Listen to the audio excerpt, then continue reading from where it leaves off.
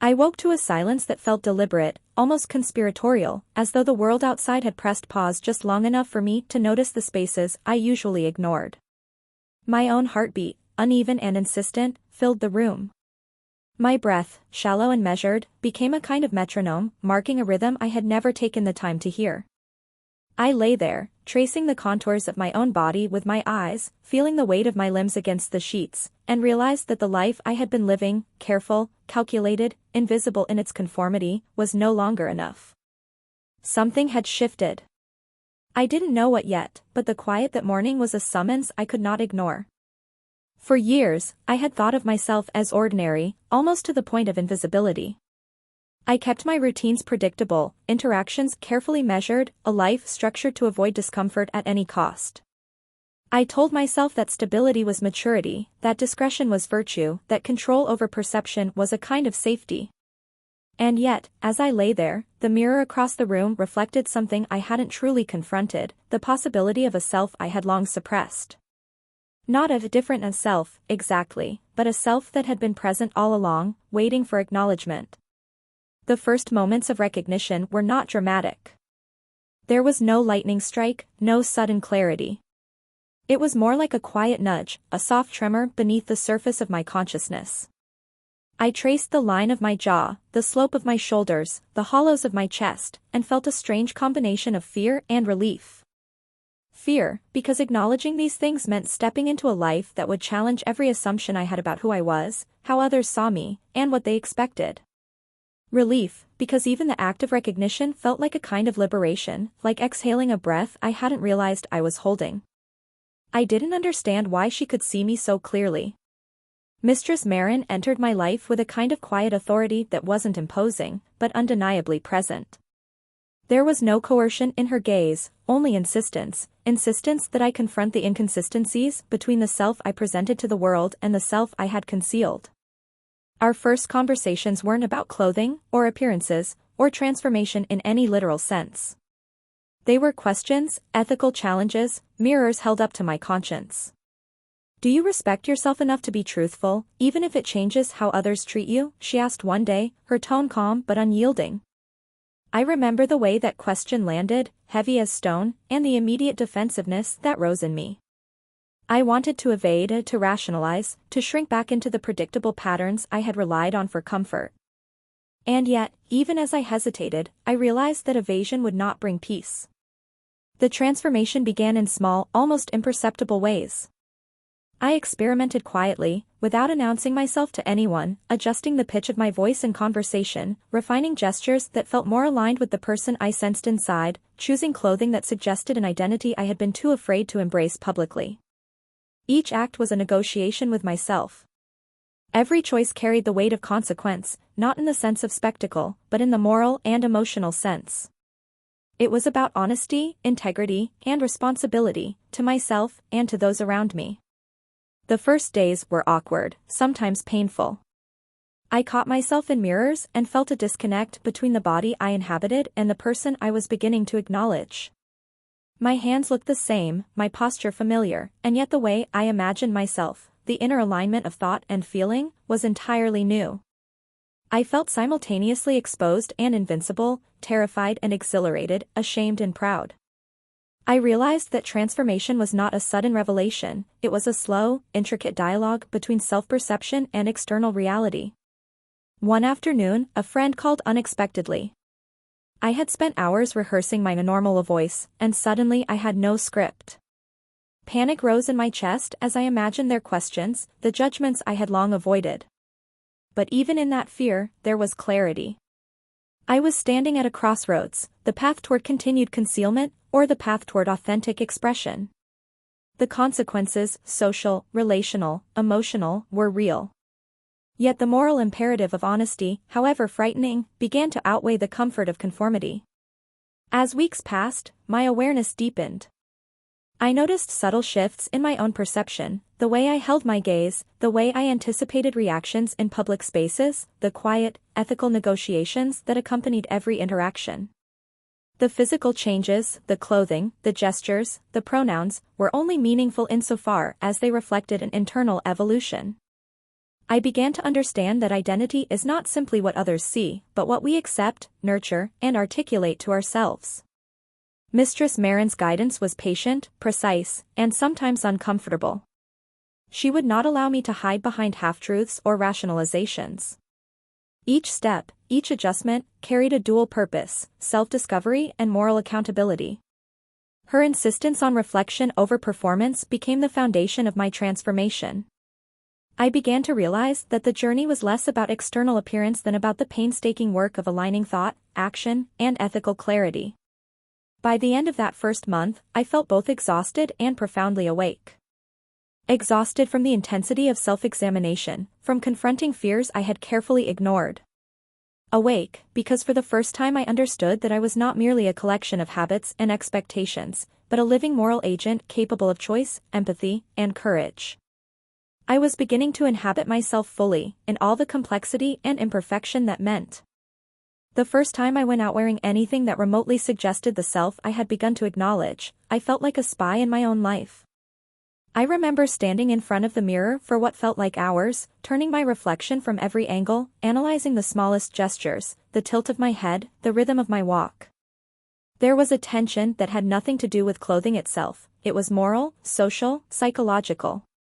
I was testing boundaries I had never crossed before, negotiating between fear, curiosity, and the responsibility of honesty.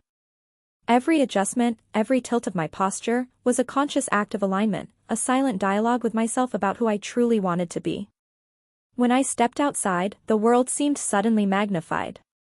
The city streets were familiar, yet now each glance felt loaded with potential judgment. I caught snippets of conversations, the muffled laughter of strangers, the casual assessments of people whose eyes would never meet mine, but my mind read meaning into everything. Was that stare curiosity? Confusion? Disapproval?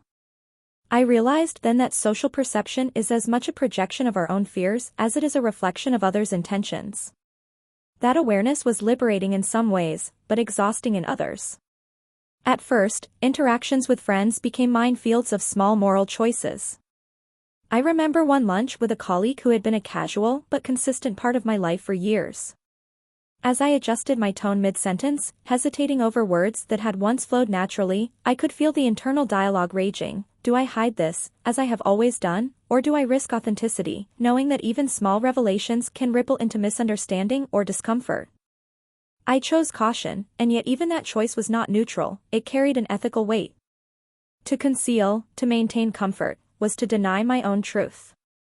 But to reveal, even partially, risked social disruption. I had never realized before how much every choice in social interaction is morally charged when it touches identity. The more I experimented with subtle expression, the more I noticed the microdynamics of everyday interactions. Strangers in cafes, friends at work, family members in casual conversation, all of them were unconsciously participating in a web of assumptions about who I was, who they thought I should be, and how deviation from that expectation might be perceived. Each encounter became a kind of moral and emotional exercise: how to remain authentic without violating social trust, how to claim my own space without imposing fear or discomfort, how to navigate curiosity, skepticism, or misunderstanding with empathy. Mistress MtF guided me through these experiences with a precision that was both comforting and relentless. She would ask me to reflect on conversations afterward. What did you feel? What did you hide, and why? What judgments or fears influenced your choices? I learned to dissect not just my words and gestures, but my internal responses, the subtle reflexes of anxiety, anticipation, and self-censorship that had governed my life for decades. It became clear to me that transformation was not merely about external presentation. It was about cultivating moral and emotional awareness, about learning to inhabit the self fully while negotiating the complex web of social responsibility. I remember a day when I attended a casual gathering of friends, unsure how to navigate my presence. I dressed in a way that felt authentic, yet understated, enough to signal alignment with my inner self, but not enough to provoke discomfort. Conversation flowed around me, light and trivial on the surface, yet I was acutely aware of every glance, every tone, every micro-expression. At one point, someone mentioned a topic that had once been a source of private shame for me, an offhand joke, a casual assumption, and I felt the familiar surge of panic. But instead of retreating, I paused, noticed my response, and chose honesty over evasion. I didn't announce anything, I simply aligned my reaction with what I knew to be true in my own mind. That small act of courage, invisible to anyone else, marked a subtle but profound shift. I was beginning to inhabit a moral space that allowed for authenticity without spectacle. The internal struggle was continuous. Fear, anxiety, and self-doubt returned in waves. I caught myself rehearsing conversations before leaving the apartment, imagining every scenario, anticipating every reaction. But alongside the fear, there was a growing sense of empowerment, the realization that choice itself is a form of agency. Even when social consequences were uncertain, even when judgment seemed inevitable, the act of aligning behavior with inner truth was a step toward integrity. Each day became a balancing act between caution and courage, concealment and honesty, fear and moral responsibility. Family interactions added layers of complexity I had not anticipated. Conversations that once felt effortless were now fraught with nuance. How much could I reveal? How would a small shift in tone, posture, or word choice affect perception? Was it selfish to express myself fully if it caused confusion or discomfort? I began to see that moral reflection was not only about my own honesty, but about the ripple effects of that honesty on the emotional lives of others. Each choice carried weight beyond immediate self-expression. It was a negotiation of empathy, respect, and accountability. One evening, after a particularly challenging day, I found myself alone in the apartment, exhausted yet restless. I thought about the paradox I was living. The more I acknowledged my inner self, the more fragile my social existence felt. And yet, paradoxically, the concealment that had once promised safety now seemed like a slow erosion of integrity.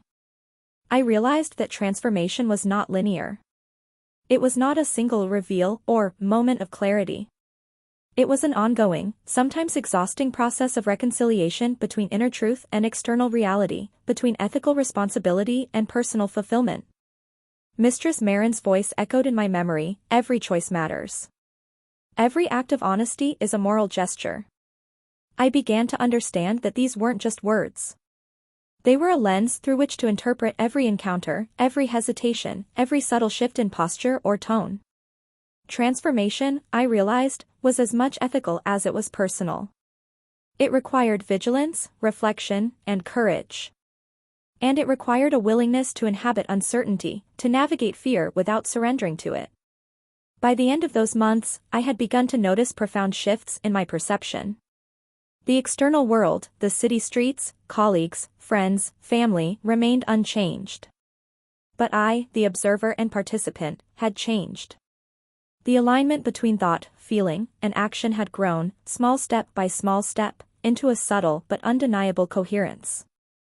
I was beginning to inhabit a self that was both authentic and morally aware, a self that could navigate social complexity without betraying inner truth.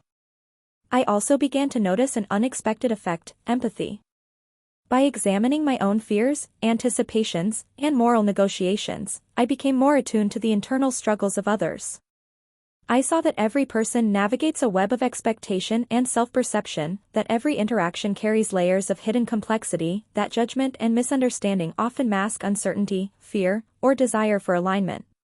Transformation, I realized, was not only about self-realization, it was a bridge to understanding others, a path toward genuine moral and emotional connection. The months that followed were a mixture of revelation and subtle terror, and I began to realize that transformation is rarely a single, dramatic event. It is a slow accumulation of choices, of moments in which fear, courage, and ethical reflection collide. I started to notice patterns in my own reactions. When I interacted with people, my mind constantly catalogued responses, the slight hesitation in their voice, the tilt of their head, the involuntary narrowing or widening of their eyes. I could not always tell whether these were judgments, curiosity, or simple perception, but I realized that my interpretation of these cues revealed more about my own anxieties than theirs. One of the earliest and most profound challenges came in the form of friendship. There were people I had known for years, companions who had shared meals, laughter, and the mundane intimacy of routine. With some, the question of authenticity became complicated. How much could I reveal without risking rupture? How could I honor my own journey while respecting theirs? I began to understand that honesty is never simple. It carries consequences, intentional or unintended. And yet, concealment, the comfortable, habitual evasion I had once relied on, felt increasingly corrosive. I remember one evening in particular. I had been invited to a dinner at a friend's apartment, the kind of casual gathering where jokes and half-serious stories intertwine. I arrived, my clothing and posture reflecting the self I had been exploring in private. As the night progressed, conversation turned to topics that brushed against assumptions I had long avoided confronting. A friend made a careless remark about normal behavior, and a familiar panic rose in my chest. My first instinct was to deflect, to laugh and hide, to preserve comfort. But something had shifted. I paused, observed my own reaction, and chose to respond with authenticity, not confrontation, not revelation, but alignment. I framed my response with care, softening its delivery, but refusing to deny my truth. The exchange was subtle, almost invisible to everyone but me, yet it marked a profound step. I was beginning to inhabit a moral space where courage and empathy could coexist. Family interactions proved even more intricate. I began to notice the subtle expectations that had guided my behavior for decades. Every gesture, every word, carried layers of implicit meaning. A raised eyebrow, a pause in conversation, a slight inflection, all were cues that had once governed my own compliance. Now, each was a test. How could I honor my emerging self while remaining conscious of the emotional landscape of those I loved? I realized that moral reflection was inseparable from social awareness. Authenticity was not a solitary act, it was a negotiation, an ongoing dialogue with both self and others. Work became a quiet battlefield of perception and ethics. Small choices, how I spoke, how I gestured, which pronouns I allowed myself to use internally, required constant vigilance. I discovered that people respond not only to what is visible, but to the confidence and moral alignment behind it. Even in spaces that were ostensibly neutral, my internal shifts rippled outward in subtle ways. My colleagues' casual assumptions about identity became opportunities to practice discernment, empathy, and ethical negotiation. I was learning, in real time, that transformation is a dialogue not only with oneself, but with every layer of social expectation that intersects with personal truth. Mistress MtF remained a steady presence throughout these months, though she rarely imposed direct instruction. Instead, she guided through questions, reflection, and accountability. Every hesitation is meaningful, she would say. Every fear carries insight. Observe yourself without judgment, and you will learn not only who you are, but who you can be in relation to others. Her words became a compass, and I began to track not only external responses but my own moral and emotional reflexes. I learned to distinguish between instinctive fear and ethical caution, between anxiety rooted in social expectation and intuition rooted in integrity. In quiet moments, I began to examine the texture of my daily life, mapping the invisible pressures that had once constrained me. I noticed how routines, small habits, and carefully rehearsed interactions had formed a lattice of evasion, a structure meant to protect but ultimately suffocating. My internal dialogue became a continuous exercise in ethical discernment. Where could I be honest without causing unnecessary harm? Where did self-protection cross into dishonesty? Which reactions were truly my own, and which were echoes of past compliance? One afternoon, I decided to test myself in a public space. I entered a bookstore, a quiet refuge where I could observe without immediate social scrutiny. I wandered the aisles, allowing my posture, gestures, and speech to reflect the self I had been cultivating in private. It was terrifying and exhilarating.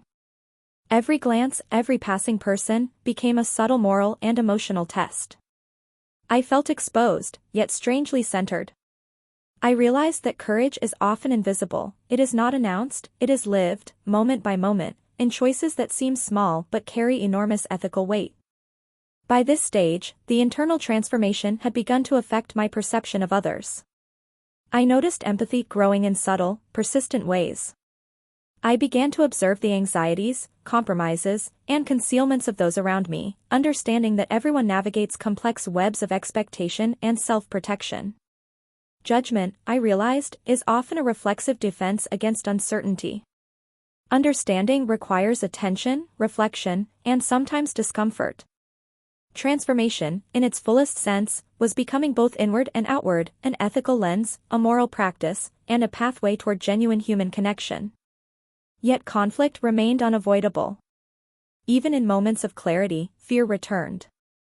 I sometimes caught myself slipping back into old patterns, rehearsing conversations, shrinking gestures, concealing truths. But each relapse became an opportunity to observe, reflect, and recalibrate. The journey was not linear, and the moral dimension meant that missteps carried consequence. Accountability, I realized, is not only external, it is internal, a rigorous dialogue with conscience, ethics, and empathy. One evening, late and alone, I wrote in a journal I had kept since the beginning of this journey. I reflected on the paradox of transformation. The more authentic I became, the more vulnerable I felt. And yet, paradoxically, concealment, which had once promised safety, now felt corrosive. The weight of unspoken truth, the tension of half-lived identity, became unbearable. I realized that courage is not the absence of fear, but the conscious decision to inhabit one's moral and emotional truth in the presence of uncertainty. As part 3 drew on, I began to notice cumulative changes in my life. My internal compass had sharpened, my empathy had deepened, my capacity for moral discernment had grown. Small acts, aligning gestures with thought, speaking honestly without defensiveness, honoring personal integrity in everyday interactions, accumulated into a new coherence of self. Social spaces that had once felt rigid, confining, or threatening became arenas of practice, opportunities to exercise ethical judgment, cultivate empathy, and inhabit authenticity. Transformation, I understood at last, was neither external nor spectacular. It was continuous, quiet, demanding, and deeply ethical. It was lived in every glance, every choice, every hesitation, and every act of alignment. And it was far from complete. I was learning, painfully and persistently, that identity, empathy, and moral awareness are inseparable threads, woven not in grand gestures, but in the subtle, often invisible, architecture of daily life. The first time I consciously moved beyond the private safety of my apartment, I felt as though the air itself had become charged, thick with expectation. It wasn't the streets themselves that had changed, they were the same streets I had walked 1,000 times, but I had changed. Every sound, every passing conversation, every glance became weighted with possibility. I noticed the subtle way people's eyes followed me without consciously realizing it, the way their posture shifted, the almost imperceptible signs of curiosity or disapproval. And in turn, I became acutely aware of my own body as both instrument and message. I carried myself differently, though only slightly, and that difference, though invisible to most, felt monumental to me. I began to recognize that transformation was not linear, nor was it a tidy progression of days and weeks. It was layered, iterative, filled with small breakthroughs and quiet setbacks. Some mornings, I would awaken with an almost giddy anticipation of the day, eager to see how my choices might align with my inner truth. Other mornings, dread settled in my chest like lead, even the simplest interactions seemed fraught with risk.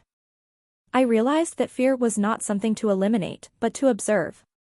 Fear itself was a mirror, reflecting the stakes of honesty, the weight of social expectation, and the moral responsibility I carried not only for myself but for those whose lives intersected with mine. Public spaces became arenas of moral and emotional practice. I would take a bus, quietly adjusting the rhythm of my walk as I moved down the aisle, noticing the reactions, or apparent reactions, of fellow passengers. I became conscious of micro-expressions, small assumptions, and the invisible choreography of social interaction. In every encounter, there was a choice: conceal, conform, or express with integrity. I discovered that integrity is not always visible, it can be an entirely private performance, yet its consequences ripple outward subtly. Each day, I was learning that courage is often invisible, ethical, and profoundly consequential. Friends were complicated. Some responded with warmth and curiosity, others with confusion or discomfort. I began to see that even well-intentioned relationships operate on implicit assumptions, habits of perception that can take years to dismantle. One friend, whom I had known for nearly a decade, reacted with tentative curiosity. Our conversation was tentative, punctuated by pauses as she navigated the unfamiliar terrain of my emerging identity. I noticed the way she tested my responses, and in turn, I tested mine. There was a moral dimension to every word, honesty tempered with empathy, transparency balanced with kindness. Each interaction became an ethical exercise in relational navigation. Family, as always, was more intricate. I observed how subtle patterns of expectation, reinforcement, and habitual communication had shaped my own behavior for decades. Conversations that once flowed effortlessly were now layered with meaning, each word a potential moral and social negotiation. I realized that authenticity is never an isolated act, it is relational. Every act of honesty affects others, just as every act of concealment carries emotional consequences. I began to see my family members not only as sources of love, but as fellow travelers navigating their own expectations, fears, and assumptions. Empathy became an essential tool, as vital as courage or reflection.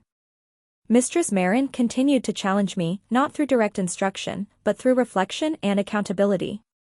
After social outings, she would ask me to analyze my choices. What did I conceal? What did I reveal? How did my internal reactions influence my behavior? What did I learn about myself, and what did I learn about others?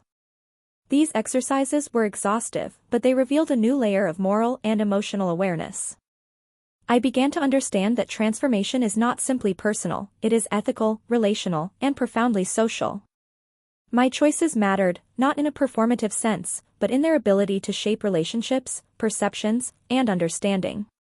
The internal dialogue became more complex.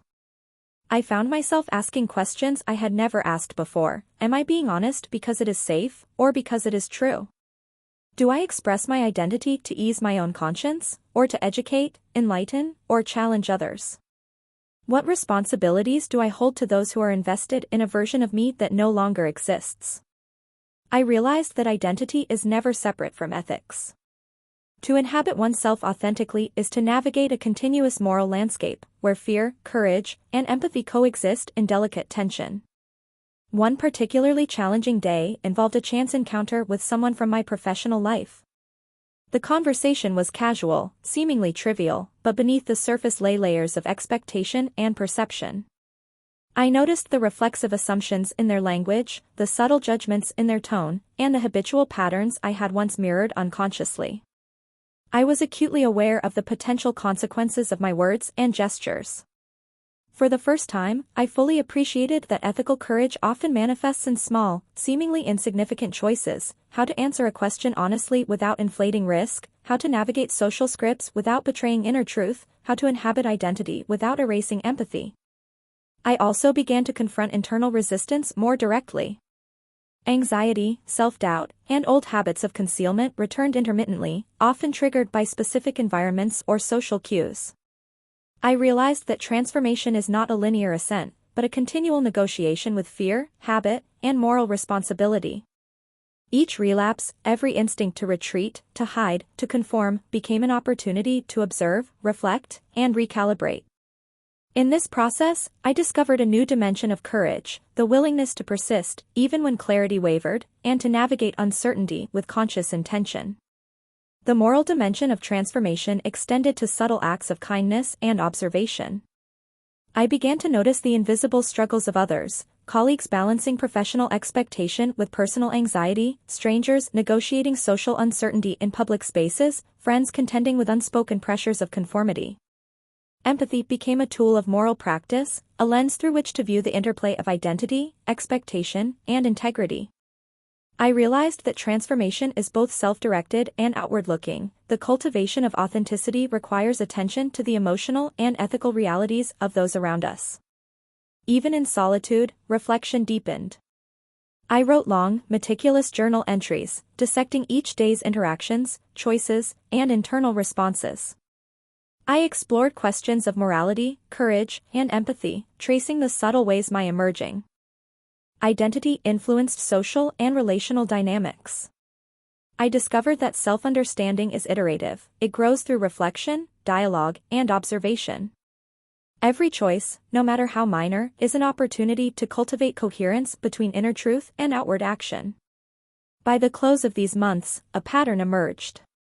Transformation, I realized, is not a singular achievement. It is cumulative, constructed from innumerable small acts of alignment, reflection, courage, and empathy. The world around me had not changed, but I had.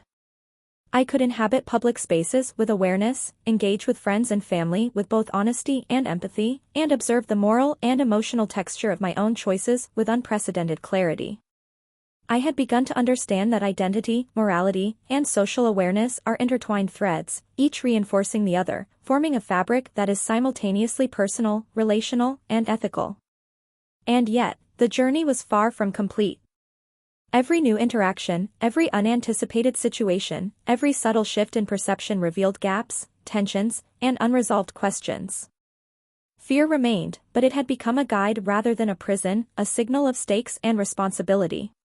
The moral and emotional dimensions of transformation demanded vigilance, reflection, and persistence. And slowly, almost imperceptibly, I began to inhabit a self that was not only authentic but morally coherent, a self capable of courage, empathy, and ethical discernment in every choice, large or small. By this stage, the transformation had moved from the private confines of my apartment to the broader arenas of everyday life. What had begun as tentative experiments in clothing, voice, and gesture had evolved into deliberate, conscious choices about how I inhabited space, how I presented myself, how I responded, and how I carried the weight of both authenticity and social consequence.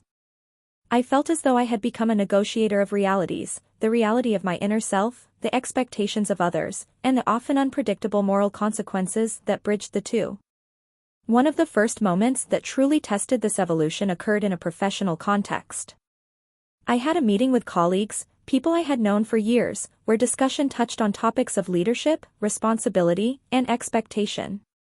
I realized that even subtle cues in my voice, posture, and expressions would be scrutinized, consciously or unconsciously. As I navigated the conversation, I became hyper-aware of every micro-expression, every pause, every intonation. It was exhausting, but it was also illuminating. I saw clearly how perception is influenced not only by external markers but by the moral and emotional coherence one carries internally. My authenticity, my alignment with my own truth, subtly shaped the way others responded to me. I began to encounter a new dimension of tension, expectation versus curiosity. People who had known me for years were suddenly observing me differently. Some reacted with curiosity, attempting to reconcile the person they had long known with the emerging self before them. Others responded with unease, discomfort, or subtle judgment. And I, in turn, became aware of the responsibility embedded in these reactions. How could I remain true without causing unnecessary distress? How could I exercise moral agency in moments where honesty carried the risk of rupture? I realized that transformation is as much relational as it is personal, and that ethical judgment is inseparable from identity.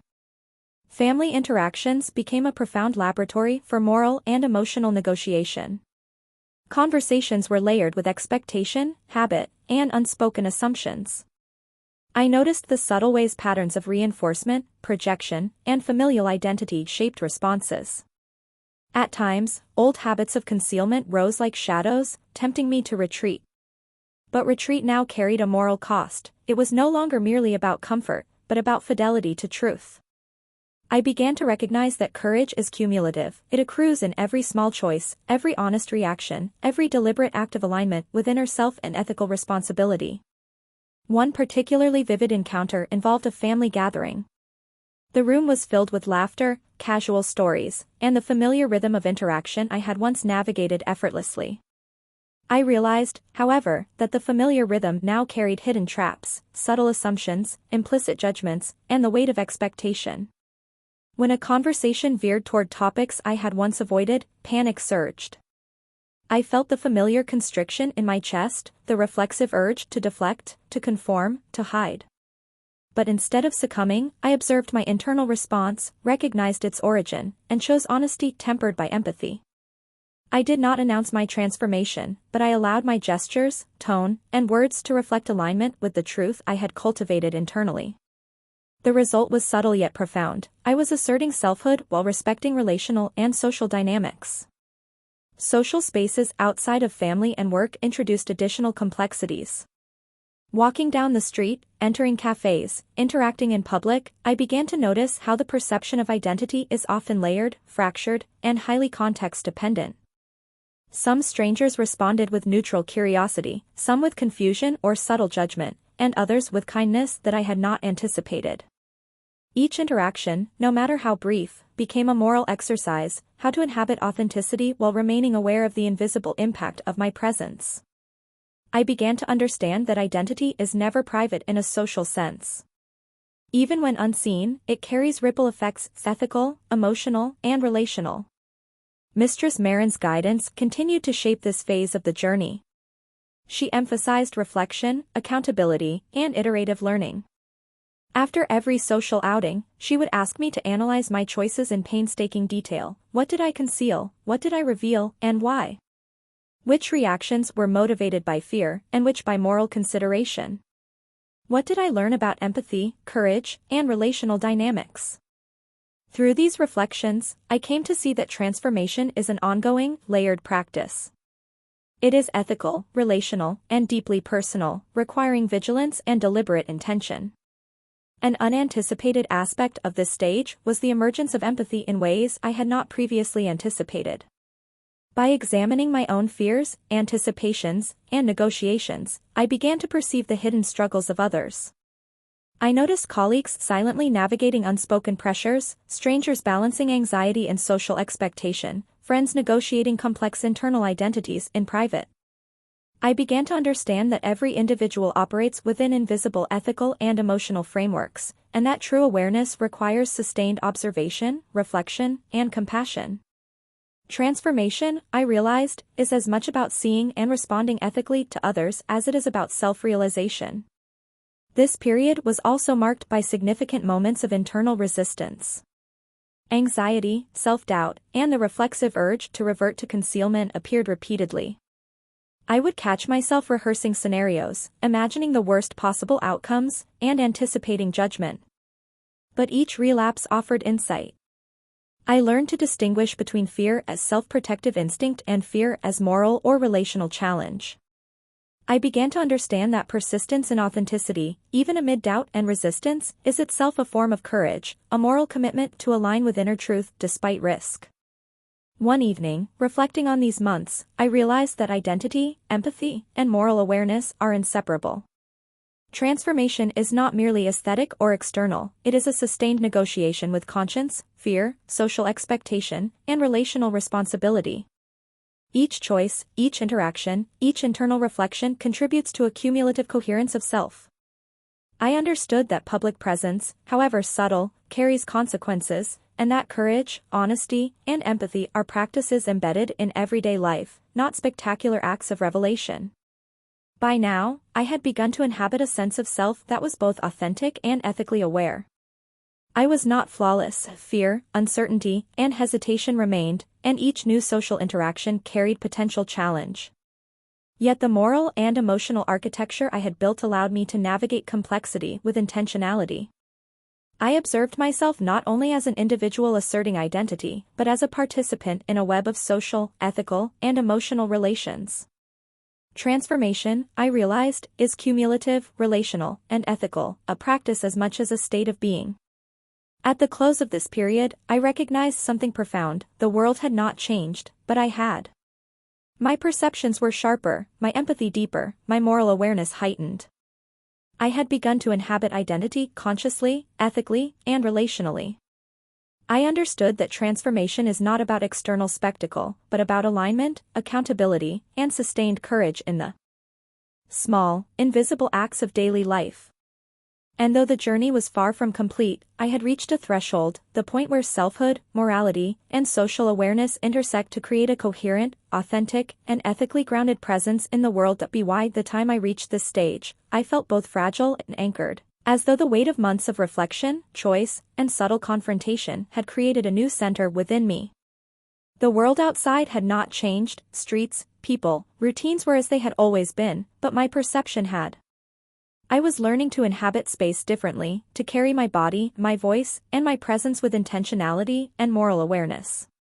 Each interaction was no longer merely a choice between concealment and authenticity, it had become an ongoing dialogue between selfhood, empathy, and ethical responsibility.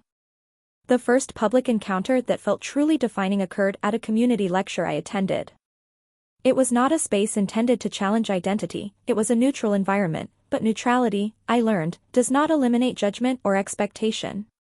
People observed me in ways subtle yet laden with meaning, and I observed myself just as closely.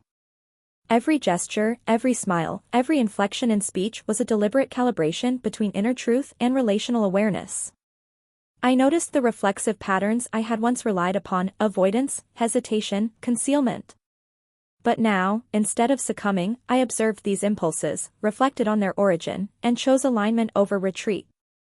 In that lecture hall, I felt a profound sense of responsibility, not only to myself but to everyone around me. The act of inhabiting my authentic identity became inseparable from the ethics of presence. How I moved, how I spoke, how I interacted, even invisibly, carried subtle consequences. The realization struck me that every human interaction is layered with moral and emotional potential, and that identity is inseparable from accountability. I was no longer merely navigating fear, I was learning to navigate responsibility, empathy, and the ripple effects of my choices. Family continued to present both challenges and profound lessons. I began to notice patterns that had once been invisible: the ways my parents, siblings, or relatives navigated unspoken expectation, the subtle negotiations embedded in every conversation, the careful balancing of comfort, fear, and relational loyalty. My presence now carried weight, not because it demanded attention, but because it reflected moral and emotional alignment. I realized that courage is cumulative. Each honest response, each deliberate gesture of authenticity, builds a foundation for ethical coherence, not only for oneself but for those whose lives intersect with yours. Work and social environments became stages for ongoing moral practice. Colleagues' reactions ranged from curiosity to cautious acceptance, and some from subtle resistance to misunderstanding. Each interaction offered a new opportunity to exercise empathy, honesty, and discernment. I learned that transformation is not merely internal, it is relational, ethical, and dynamic. One misstep in tone or gesture could carry consequence, yet every thoughtful, honest act contributed to a growing coherence of self and social understanding. I began to perceive that identity is inseparable from social accountability, the ethics of presence are as vital as the authenticity of being. In solitude, reflection deepened. I spent long hours writing, thinking, and replaying encounters in my mind, parsing every choice, hesitation, and impulse. I asked myself hard questions: was I honest because it was easy, or because it was true? Did my choices honor both my integrity and the emotional landscapes of others? What patterns of fear, projection, or habit still lingered, and how could I navigate them consciously? Journaling became a moral exercise as much as a personal one, a way to trace the invisible threads of thought, choice, and consequence that wove through my daily life. One day, I confronted the reality of social consequence in a more overt way. A casual acquaintance made an offhand comment that revealed assumptions about identity I had long avoided challenging. My first impulse was to retreat, to diminish, to hide. But months of reflection, experience, and moral practice had changed me. I paused, observed my internal reaction, and chose a response that was neither defensive nor performative. I acknowledged their perspective, articulated a subtle alignment with my truth, and observed the impact. The exchange was quiet, almost imperceptible, but it carried weight. I realized that courage and empathy are often invisible acts, and that the moral dimension of identity is exercised not in spectacle but in careful, considered engagement. Over time, the cumulative effects of these experiences reshaped my understanding of self. I began to notice a coherence in thought, action, and presence that had been absent before. Fear had not disappeared, but it had become a signal rather than a prison. Anxiety remained, but it no longer dictated behavior, it informed awareness. I could inhabit spaces ethically, respond to relational cues with empathy, and act in alignment with my inner truth without succumbing to instinctive avoidance. Transformation, I realized, is iterative, layered, and ongoing. It is both internal and relational, psychological and ethical. I also recognized an unexpected dimension: the emergence of ethical empathy. By navigating my own fears and moral dilemmas, I had developed a heightened awareness of the struggles of others. I observed colleagues, friends, and strangers with attention to the subtle tensions in their actions and expressions. I began to perceive that everyone navigates unseen pressures, unspoken expectations, and internal negotiations that mirror, in miniature, the journey I was living. Transformation, I understood, is not solely self-directed, it is relational, ethical, and profoundly human. In these months, I came to understand that true authenticity is inseparable from responsibility. To inhabit oneself fully is not merely to act according to inner truth, but to do so with awareness of the social, relational, and moral consequences. Every glance, gesture, and choice carries significance, and every hesitation is a test of both courage and empathy. Identity, I realized, is a practice as much as it is a state, a continuous negotiation between inner truth, relational awareness, and ethical responsibility. The culmination of this journey was not marked by a single dramatic event. It was subtle, cumulative, and deeply internal. I remember a quiet evening in my apartment, reflecting on the months that had passed.